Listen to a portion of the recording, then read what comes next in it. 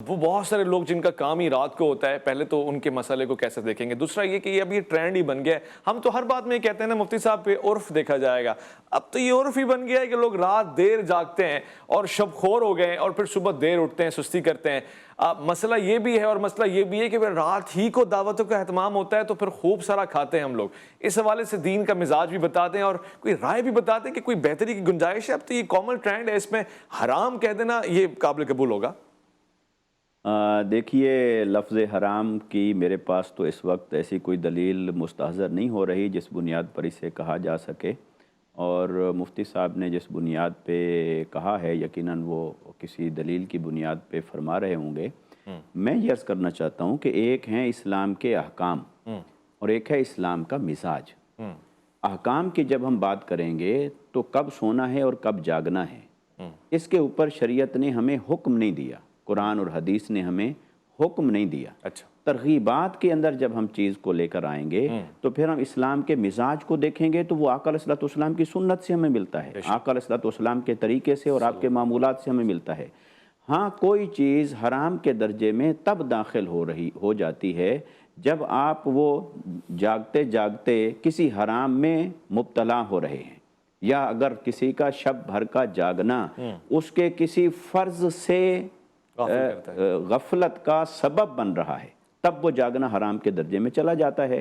یعنی فرض کریں کہ صبح کی نماز فرض ہے اور اگر رات بھر جاگنے کی وجہ سے اس نے وہ نہیں پڑھی تو لہٰذا یہ جو رات بھر کا سونا تھا تب حرام کے درجے میں چلا جائے گا۔ لیکن اگر حرام کا ارتکاب بھی نہیں ہوا، فرض کا ترک بھی نہیں ہوا اور پھر کوئی جلدی سویا، کوئی دیر کے ساتھ سویا، اس کو ہم ترغیبات کے درجے میں لے آئیں گے، لیکن اس میں حرام کے درجے پر ہم نہیں لائیں گے۔ یہ کیس ٹو کیس چیزیں مختلف ہوتی چلی جاتی ہیں، اور ان کے میں سمجھتا ہوں کہ مفتی صاحب کے بھی کہنے کا یہی مطلب تھا کہ ایسا جاگنا کہ جو ہمیں شریعت کے فرائض سے رکاوٹ کا باعث بنے یا کسی حرام چیز کے اندر مبتلا ہونے کا باعث بنے، تو وہ ایسا جاگنا حرام کے زمرے میں آتا ہے۔ اچھا، اس میں ایک بات میں اور کرنا چاہتا ہوں۔ دیکھیے، اسلام نے ہمیں جتنی تعلیمات دی ہیں اس میں ایک عبادات اور مذہب کا دائرہ لے لیں، دوسرا آپ کلچر اور معاشرے کا دائرہ لے لیں۔ معاشرے کے اندر لیمیٹیشنز بھی دے دیں، فاؤنڈیشنز بھی دے دیں، لیکن اس کے بعد ہمیں بہت ساری چیزوں میں اسلام نے فلیکسیبلٹی دی ہے۔ اب اس فلیکسیبلٹی کو ہم جب مس یوز کرنا شروع کر دیں گے اور اس کے منفی اثرات ہوں گے، نقصانات ہوں گے، تب شریعت کے احکامات پھر کھڑے ہوتے ہیں اور پھر ان کا اطلاق ہوتا ہے۔ اب اسلامی تعلیمات میں جہاں تک تعلق ہے ان چیزوں کا جس کا تعلق ایک فرد کے ساتھ ہے، وہ تو ہمیں اپنے طور پر کرنی چاہیے، لیکن جس کا تعلق ریاست کے ساتھ ہے تو میں یہاں یہ بات میں اکثر ایسے ریاست کے رول کو اپنے گفتگو کے اندر لے کے آتا ہوں، کیونکہ اسلام ایک فرد کا مذہب نہیں ہے۔ اسلام جہاں فرد کا مذہب ہے وہاں ریاست کا مذہب ہے، لہٰذا کچھ چیزوں کے لیے اسلام نے ایک فرد کو پابند کیا کہ یہ کرو، یہ نہ کرو، اور کچھ چیزوں کے لیے ریاست کو پابند کرتا ہے، یہ کرواؤ اور یہ نہ ہونے دو۔ اب پرابلم یہ ہے کہ یہاں پر ہم نے ملک تو حاصل کر لیا، لیکن ہم کیا کہہ سکتے ہیں کہ یہاں ریاست موجود ہے؟ کیا ہم کہہ سکتے ہیں کہ یہاں پر ریاست کا قانون موجود ہے؟ قانون کتابوں میں اگر پڑھا ہوا ہے، لکھا ہوا ہے، اس کا کیا فائدہ ہے اگر اس کے اوپر عمل درآمد نہیں ہو رہا، اس کا اطلاق؟